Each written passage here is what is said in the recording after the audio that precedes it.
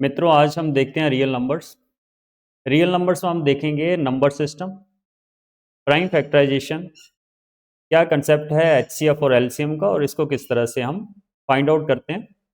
उसके बाद हम देखेंगे एनसीईआरटी क्वेश्चंस और फिर हम देखेंगे प्रीवियस ईयर क्वेश्चंस और इन सारे कंसेप्ट्स के ऊपर इस चैप्टर में किस टाइप के क्वेश्चन बन सकते हैं। और लास्ट में हम देखेंगे मोस्ट इंपॉर्टेंट क्वेश्चंस, वो क्वेश्चन जो बोर्ड में आ सकते हैं। तो सबसे पहले हम देखते हैं आप नंबर सिस्टम।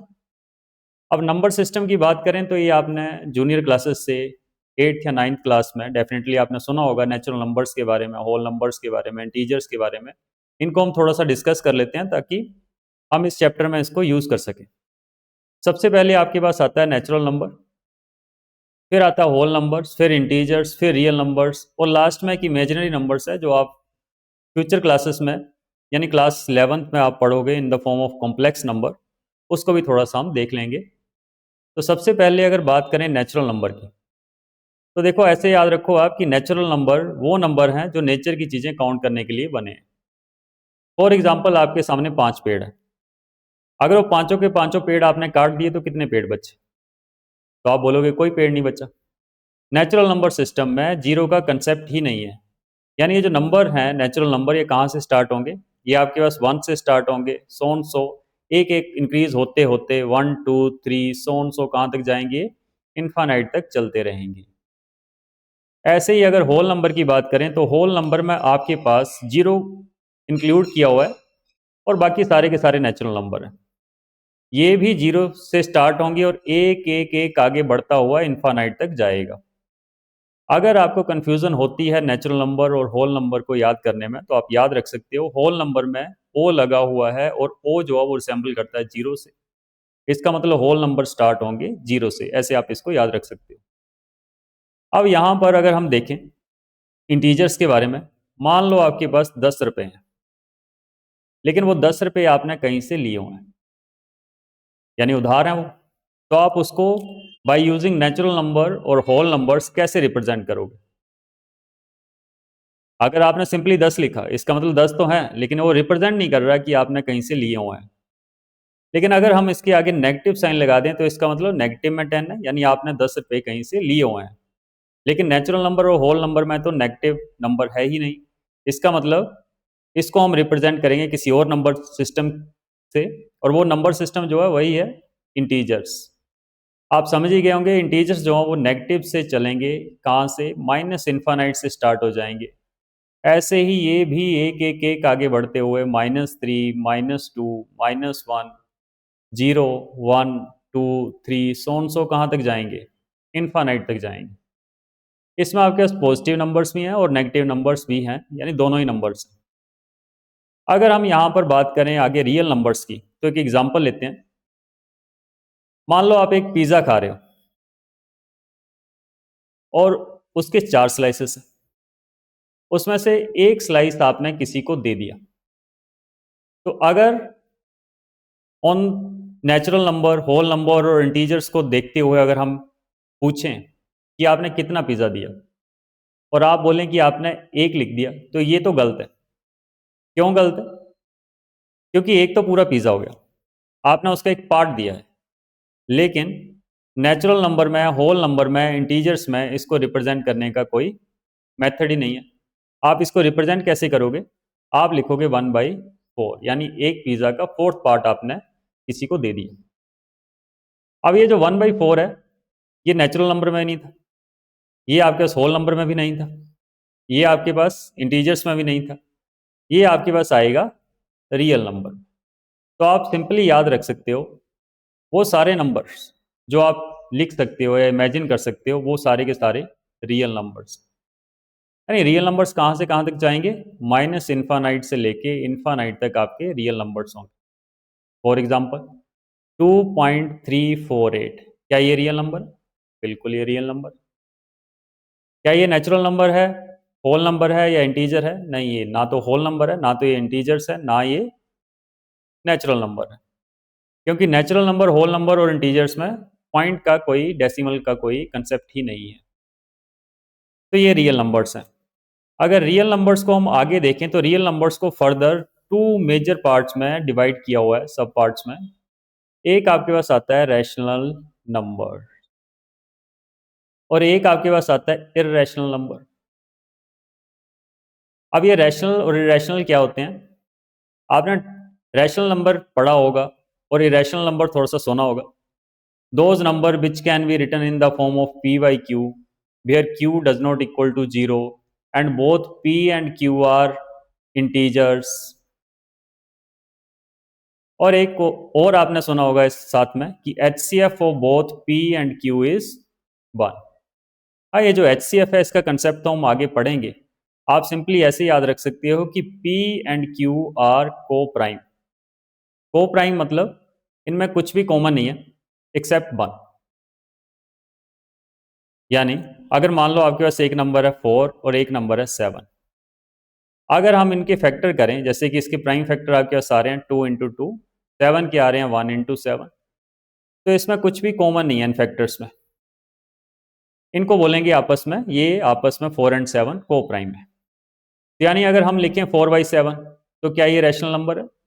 बिल्कुल रैशनल नंबर है। क्यों? क्योंकि इसको पी वाई क्यू की फॉर्म में लिख पा रहे हैं हम। यहाँ पर P4 है और Q7 है, और Q जो है वो 0 के इक्वल नहीं है, और 4 और 7 जो देखें तो ये दोनों के दोनों आपस में को प्राइम है। ये तो हो गया आपके पास रैशनल नंबर।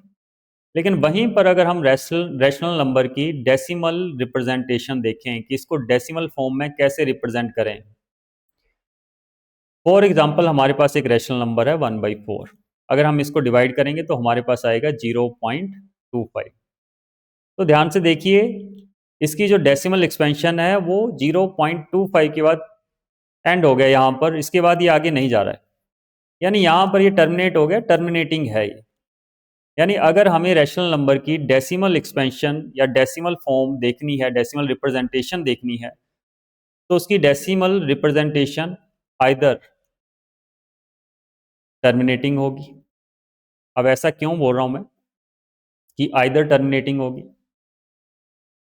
फॉर एग्जाम्पल अगर हम देखें 1/3, तो क्या 1/3 जो है वो रैशनल नंबर है? आप बोलोगे बिल्कुल है, क्योंकि ये भी आपके पास पी वाई क्यू की फॉर्म में लिखा जा सकता है और क्यू यहाँ पर भी 0 नहीं है।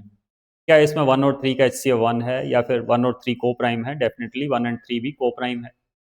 लेकिन जब इसकी हम डेसिमल रिप्रेजेंटेशन देखते हैं तो 0.333 सो ये तो चलता ही रहता है। क्लास 9th में आपने देखा होगा, इसको आप लिखते थे 0.3 बार, बट ये भी रैशनल नंबर है। यानी एक decimal expansion, sorry decimal representation तो रैशनल नंबर की टर्मिनेटिंग भी हो सकती है, या फिर अगर ये नॉन टर्मिनेटिंग हुई तो साथ में ये रिपीटेटिव भी होगी, यानी रिपीट भी करेगा वो। फॉर एग्जाम्पल अगर आपके पास 0.567 बार लगा हुआ है, यानी ये नंबर है 0.567 567 सो चलता रह रहा है, तो क्या ये आपके पास रैशनल नंबर है? डेफिनेटली ये भी रैशनल नंबर है। आपने क्लास 9th में देखा होगा किस तरह से इन रैशनल नंबर्स को हम पी वाई क्यू की फॉर्म में लिख सकते हैं। तो हमने देखा रियल नंबर्स के दो पार्ट हैं, एक रैशनल नंबर और इरेशनल नंबर। इसमें से हमने रैशनल नंबर को पढ़ा। Rational numbers are those numbers which can be written in the form of p by q where q does not equal to 0, यानी डिनोमिनेटर 0 के इक्वल नहीं होगा। और पी एंड क्यू जो है दोनों के दोनों इंटीजर्स होंगे, और दोनों के दोनों पी एंड क्यू को प्राइम होंगे, यानी उनका HCF 1 होगा। वहीं पर अगर हम देखें इर्रेशनल नंबर्स की, तो इरेशनल नंबर्स को हम पी वाई क्यू की फॉर्म में नहीं लिख सकते। अगर हम इसकी डेसिमल रिप्रेजेंटेशन की बात करें तो ये इनकी डेसिमल रिप्रेजेंटेशन हमेशा नॉन टर्मिनेटिंग होगी, यानी ये टर्मिनेट ही नहीं होंगे, ये आगे चलते रहेंगे।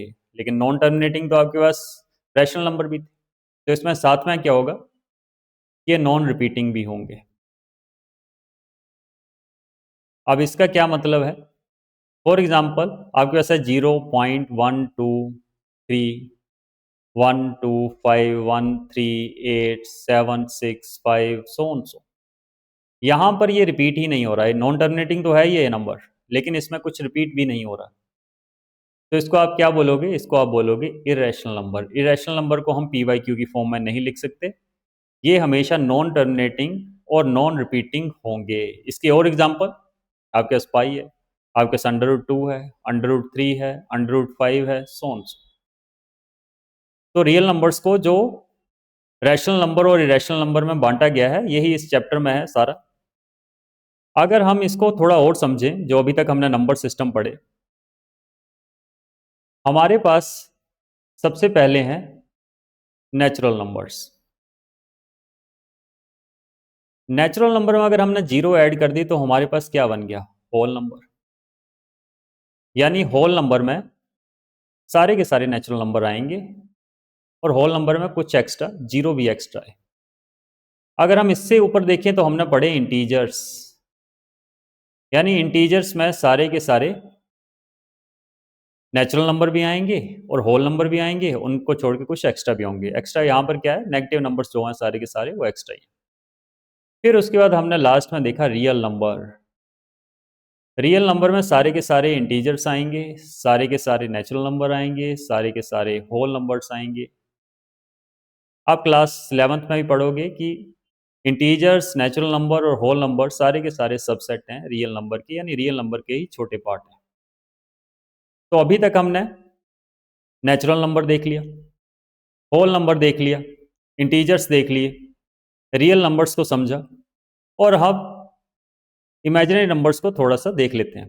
देखो, इमेजिनरी नंबर्स आप क्लास 11th में कॉम्प्लेक्स नंबर की फॉर्म में पढ़ोगे। हमारे यहाँ ये किस काम के हैं, अगर आप बात करें चैप्टर 4 क्वाड्रेटिक इक्वेशन की, तो क्वाड्रेटिक इक्वेशन में इसका थोड़ा सा रोल है।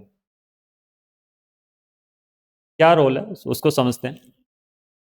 मान लो आपके पास एक इक्वेशन है x² = 4 और आपसे पूछा हुआ है कि x की क्या वैल्यू आएगी। तो आप गैस कर सकते हो कि x की जगह अगर हम 2 रखें तो 2 का स्क्वायर 4 होता है, यानी x की वैल्यू जो है वो कितनी आ गई, 2 आ गई। अगर x की जगह हम -2 रखें तो उसका स्क्वायर करें तो भी 4 आएगा। किसी भी नेगेटिव नंबर का भी स्क्वायर हमेशा पॉजिटिव आता है, किसी भी नेगेटिव रियल नंबर का स्क्वायर हमेशा पॉजिटिव आएगा, क्योंकि 2 बार वो मल्टीप्लाई होगा और नेगेटिव नेगेटिव आपस में प्लस हो जाएगा। यानी x की वैल्यू -2 भी आ सकती है, यानी x की वैल्यू +-2 हो सकती है। इन दोनों में से कोई भी वैल्यू हो सकती है। वहीं पर अगर हम इसको थोड़ा सा चेंज करें और हम बोलें कि x² = -1, तो ऐसा कौन सा रियल नंबर है जिसका स्क्वायर करें और -1 आ जाए। अगर हम x की जगह 1 रखते हैं तो उसका स्क्वायर भी -1 नहीं आता, वो भी 1 आता है। अगर -1 का स्क्वायर करते हैं तो वो भी 1 आएगा, क्योंकि -1 इंटू -1 हम करेंगे तो वो भी 1 आएगा। यानी ऐसा कोई रियल नंबर नहीं है, आप समझ सकते हो कि ऐसा कोई रियल नंबर नहीं है जिसका स्क्वायर करके हमारे पास नेगेटिव वैल्यू आ जाए, यानी ये रियल नंबर है ही नहीं। अगर रियल नंबर नहीं है तो ये कौन सा नंबर है, इसी नंबर को हम बोलते हैं इमेजिनरी नंबर या कॉम्प्लेक्स नंबर। आपको याद रखना है इमेजिनरी नंबर।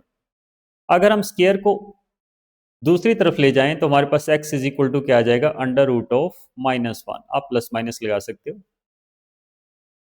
आपकी नॉलेज के लिए आपको ये याद रखना है चैप्टर 4 क्वाड्रेटिक इक्वेशन के लिए कि अंडर रूट के अंदर अगर नेगेटिव वैल्यू आ जाए तो कोई भी रियल वैल्यू नहीं आती। क्यों नहीं आ रही है, क्योंकि अगर स्केयरिंग बोथ साइड करेंगे तो x² = नेगेटिव वैल्यू आ जाएगा, और किसी भी रियल नंबर का स्केयर करके कभी नेगेटिव नहीं आता। यानी ये तो कोई रियल नंबर या रियल वैल्यू नहीं है, इसी को हम बोलते हैं इमेजिनरी वैल्यू। चैप्टर 4 में आप देखोगे कि इसी को हम बोलेंगे नो रियल रूट्स या फिर इमेजिनरी रूट्स। हाँ, क्लास 11th में आप इसको भी बाद में समझोगे कि इस √-1 को हम आई से रिप्रेजेंट कर देते हैं। आई जो है वो इमेजिनरी से ही उठाया हुआ है और इसी को हम आयोटा करके बोलते हैं, वो क्लास 11th का कंसेप्ट है। तो आई होप आपको ये क्लियर होगा कि नंबर सिस्टम जो है वो मेनली हमारे पास 5 है जो हमें पढ़ने हैं: natural number, whole number, integer, real numbers and imaginary numbers. इसमें आपको सबसे इंपॉर्टेंट है रियल नंबर्स, जिसमें आपको याद रखना है कि रैशनल और इरेशनल क्या होते हैं। देखिए, रैशनल में जो बच्चे हैं वो इस कंसेप्ट को, एचसीएफ वाले कंसेप्ट को हमेशा भूल जाते हैं। यही इंपॉर्टेंट कंसेप्ट है जिसके ऊपर आपको क्वेश्चन आएगा। किस तरह का क्वेश्चन आएगा हम समझेंगे और एचसीएफ भी समझेंगे। आपको याद रखना है rational number P by q की फॉर्म में लिख सकते हैं, और इनका एचसीएफ जो है पी और क्यू का वो 1 होता है, यानी पी एंड क्यू जो है को प्राइम होते हैं और q does not equal to 0। Irrational number वो होते हैं जिनको पी बाई क्यू की फॉर्म में नहीं लिख सकते और जिनका डेसिमल रिप्रेजेंटेशन जो है वो नॉन टर्मिनेटिंग हो और नॉन रिपीटिंग हो। हमने एग्जाम्पल लिया हुआ है। इमेजिनरी नंबर आपकी सिर्फ नॉलेज के लिए, आपने ये समझ लिया। अब हम पहली बात करते हैं प्राइम फैक्टराइजेशन की। अब ये जो प्राइम फैक्टराइजेशन है ये बहुत इंपॉर्टेंट है आपका एचसीएफ और एलसीएम समझने के लिए। तो उससे पहले हमें समझना पड़ेगा कि प्राइम नंबर क्या होते हैं। देखो, प्राइम नंबर ऐसे नंबर्स होते हैं जिनके फैक्टर सिर्फ ओनली वन एंड इटसेल्फ हो। फॉर एग्जाम्पल हमारे पास है 11। अगर हम 11 के फैक्टर करेंगे, यानी 11 को कौन कौन सा ऐसा नंबर है जो परफेक्टली डिवाइड कर दे, तो एक तो 1 है और दूसरा नंबर सिर्फ 11 है। तो यानी 11 जो है वो आपके पास क्या आ गया, एक प्राइम नंबर आ गया। और प्राइम नंबर्स के एग्जांपल 2, 3, 5, 7, 11, सो ऑन। इनको बोलते हैं आप प्राइम नंबर। अगर कोई नंबर प्राइम नहीं है तो उसको आप बोल देते हो कॉम्पोजिट नंबर।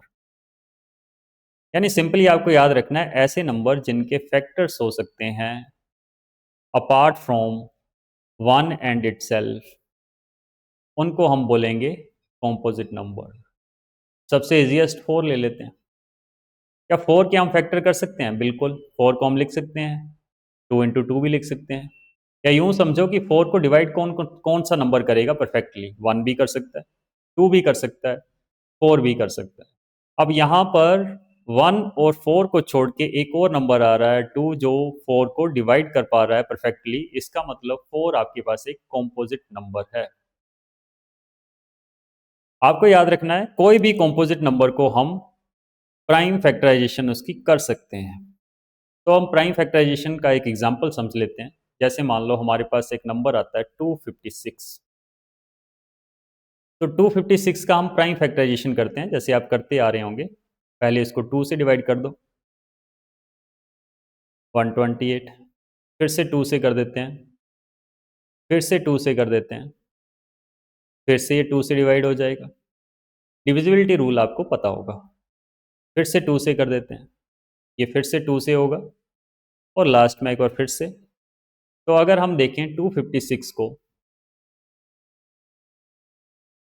हम लिख सकते हैं 2 into 1 2 3 4 5 6 7 8, 2 into 2 into 2 into 2 into 2। तो ये 256 का प्राइम फैक्टराइजेशन हो गया आपके पास। यानी 256 को आप कैसे लिख सकते हैं? 2⁻8 ऐसे भी लिख सकते हैं। तो इसको बोलते हैं प्राइम फैक्टराइजेशन। इसमें आपका डिविजिबिलिटी रूल जो है वो काम आता है कि कौन सा नंबर किस प्राइम नंबर से डिवाइड होगा। अब हम देखते हैं एचसीएफ और एलसीएम का कंसेप्ट।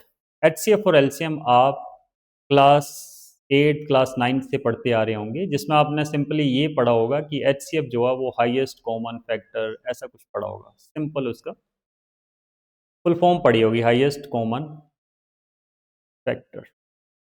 और इसी तरह से कोई एलसीएम पूछेगा तो आप ने इसकी भी फुल फॉर्म पढ़ी होगी कि ये है लोएस्ट कॉमन मल्टीपल। लेकिन ये एचसीएफ और एलसीएम होता क्या है और किस तरह से इसको हम निकालते हैं और इस पर बेस्ड क्वेश्चन कैसे करते हैं वो देखते हैं। अब ये जो एचसीएफ है इसका एक एग्जांपल देखते हैं। मान लो हमारे पास दो वॉल हैं। ये जो दीवार है ये 50 मीटर हाइट की हम ले लेते हैं, लेट ये 50 मीटर की। और एक छोटी वॉल है, लेट हम ले लेते हैं इसको कि ये 26 मीटर की वॉल है। तो आप समझो कि आपके पास ऐसा सबसे बड़ा स्केल जो कि दोनों की दोनों वॉल्स को परफेक्टली मेजर कर दे। अब इसका मतलब क्या है कि आप किसी स्केल से इसको मेजर करते, मान लो इस स्केल से आप मेजर कर रहे हो और करते करते वो आधा स्केल रह गया, मेज़र तो सारे स्केल करेंगे, लेकिन कुछ स्केल का पार्ट रह गया तो इसने परफेक्टली मेज़र नहीं किया, यानी स्केल का पार्ट रहना नहीं चाहिए एग्जैक्टली ऐसे पूरे का पूरा इसको मेज़र कर दे और स्केल बचे भी ना। सेम इस वाली दीवार पर भी ऐसा ही हो कि कोई स्केल बचे ना, एग्जैक्टली उस दोनों की दोनों वॉल्स को वो मेज़र कर दे। तो ऐसे बड़े से बड़ा स्केल जो होगा, जो दोनों वॉल्स को परफेक्टली मेज़र कर दे, तो उसी को हम बोलते हैं एचसीएफ। तो वो एचसीएफ से हमें निकालना पड़ेगा कि ऐसा कौन सा स्केल है सबसे बड़ा स्केल।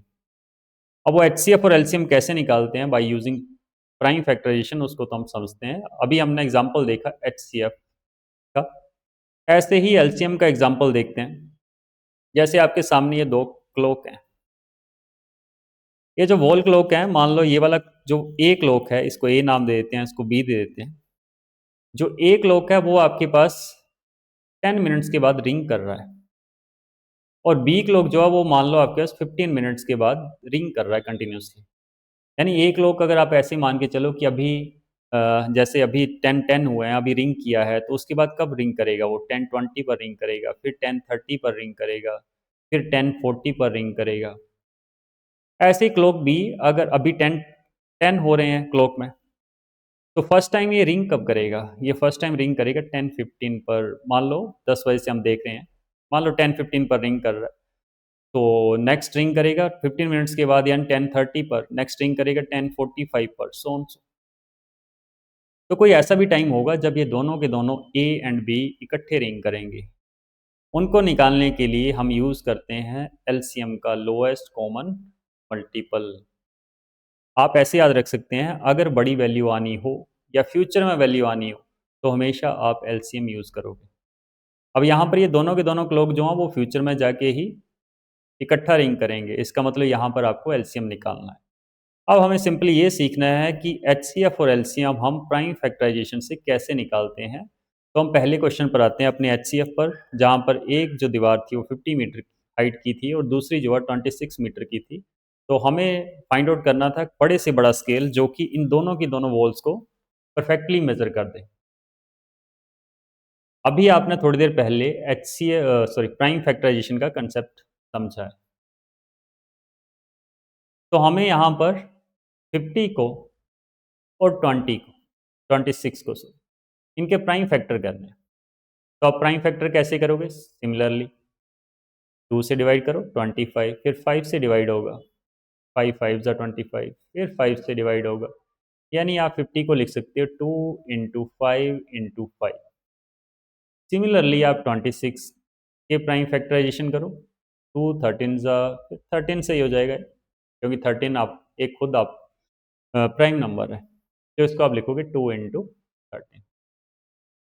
प्राइम फैक्टराइजेशन से एचसीएफ निकालने के लिए आपको याद रखना है कि दोनों के दोनों नंबर्स के जो प्राइम फैक्टर आपने बनाए उसमें जो कॉमन होगा वही आपके पास क्या है? एचसीएफ है। उसको एक ही बार लिखना है आपने।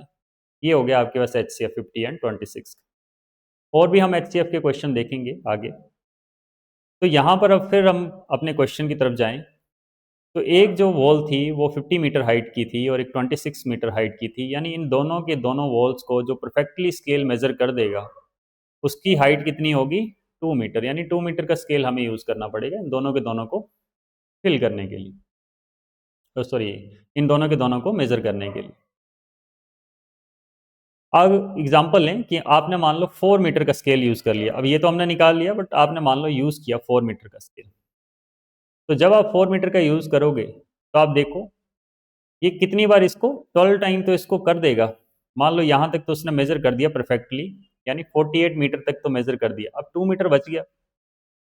अब जब इस स्केल को हम यूज़ करेंगे तो 2 मीटर इसका बाहर रहेगा पोर्शन, यानी ये परफेक्टली मेजर नहीं कर रहा है। इसमें सिर्फ एक ही स्केल होगा 2 मीटर का, जो इन दोनों की दोनों वॉल्स को परफेक्टली मेजर कर देगा।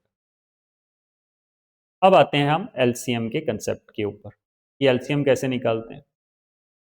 अब एलसीएम निकालने के लिए सेम आपको प्राइम फैक्टराइजेशन करनी पड़ेगी, और उसके बाद उसमें भी आपको देखना होगा कौन सा कॉमन है। कॉमन को एक ही बार लिखना होगा, जो कॉमन नहीं है उसको आपको सबको लिखना है। फॉर एग्जाम्पल, जैसा कि हमारा क्वेश्चन ही था, एक 10 मिनट के बाद रिंग कर रही थी, एक 15 मिनट के बाद रिंग कर रही थी। तो 10 का जो आपके पास प्राइम फैक्टर आएंगे, अगर आप इसके प्राइम फैक्टर करो, 2 5 जा 5 1 जा, यानी ये आए आपके पास 2 इंटू 5। सिमिलरली 15 के अगर आप प्राइम फैक्टर करो तो आपके पास आ गया 3 5 जा 5 1 जा, यानी आ गया 3 इंटू 5। अब आपको इन दोनों में देखना है कि कॉमन क्या है, 5। अब आपके दिमाग में डेफिनेटली आया होगा कि 5 इसका HCF, लेकिन हमें एलसीएम निकालना है। तो एलसीएम कैसे निकालते हैं दो नंबर्स का? अगर ऐसे परफेक्टली लिखना है तो 10 एंड 15 भी लिख सकते हैं। जो कॉमन है उसको एक ही बार लिखो, जो कॉमन नहीं है, जो बच गया, उस सबको लिखो साथ में, इंटू 2 मल्टीप्लाइड बाई 3, यानी ये कितना आ गया, 5 2 ज़ा 10 3 ज़ा 30।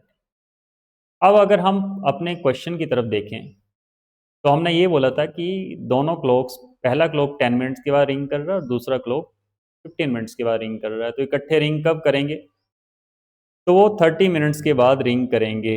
यानी अगर पहली बार रिंग किए हैं दोनों के दोनों क्लॉक 10 ओ क्लॉक पर, तो अब वो रिंग करेंगे 10:30 पर। जैसा कि आपने पहले भी गैस कर लिया होगा, यहाँ पर देखो ये एक क्लॉक भी आपके पास 10:30 पर रिंग कर रहा था, बी भी 10:30 पर रिंग कर रहा था, दोनों के दोनों इकट्ठे 10:30 पर रिंग कर रहे थे।